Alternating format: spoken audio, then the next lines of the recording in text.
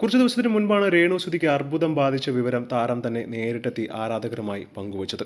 ഒരുപാട് പേർ തന്നോട് ഇക്കാര്യങ്ങൾ ചോദിച്ചുകൊണ്ട് വരുന്നത് കൊണ്ടാണ് ഇങ്ങനെ ഒരു വെളിപ്പെടുത്തൽ താൻ നടത്തുന്നതെന്നും ഇപ്പോൾ കീമോ തുടങ്ങുകയാണ്, വല്ലാത്ത വേദനയാണെന്നും എല്ലാവരും എനിക്ക് വേണ്ടി പ്രാർത്ഥിക്കണം എന്ന് പറഞ്ഞുകൊണ്ടാണ് രേണു വീഡിയോ പങ്കുവച്ചത്. എന്നാൽ രേണുവിന്റെ രോഗാവസ്ഥയെ മുൻനിർത്തി സോഷ്യൽ മീഡിയയിലും മറ്റും നടക്കുന്ന വ്യാജ പ്രചരണങ്ങളും സാമ്പത്തിക പിരിവുകളുമാണ് ഇപ്പോൾ ഏറ്റവും കൂടുതൽ വൈറലാവുന്നത്.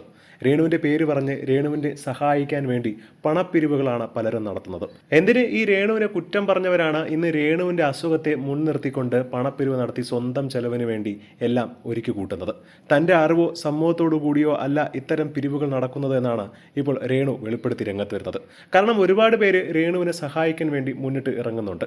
രേണുവിന് എന്തെങ്കിലും ധനസഹായം നൽകാം എന്നൊക്കെ പറഞ്ഞ് സോഷ്യൽ മീഡിയയിലും മറ്റും രേണുവിന്റെ വീഡിയോയ്ക്ക് താഴെ കമന്റുമായി വരുന്നുണ്ട്. എന്നാൽ ഇതിനെ മുതലെടുത്തുകൊണ്ടാണ് പലരും ഇപ്പോൾ രേണുവിന്റെ പേരും പറഞ്ഞ് ചികിത്സയ്ക്കായി എന്ന് പറഞ്ഞ് പണപ്പിരിവ് നടത്തുന്നത്. നിലവിൽ കടുത്ത ആരോഗ്യ പ്രശ്നങ്ങളിലൂടെയും കഠിനമായ ചികിത്സയിലൂടെയുമാണ് താൻ കടന്നു പോകുന്നതെന്നും ശരീരത്തിന്റെ മറ്റു ഭാഗങ്ങളിലേക്ക് പോലും പടർന്ന സാഹചര്യത്തിൽ തുടർച്ചയായ ചികിത്സയ്ക്ക് വലിയൊരു തുക തന്നെ ആവശ്യമുണ്ട്.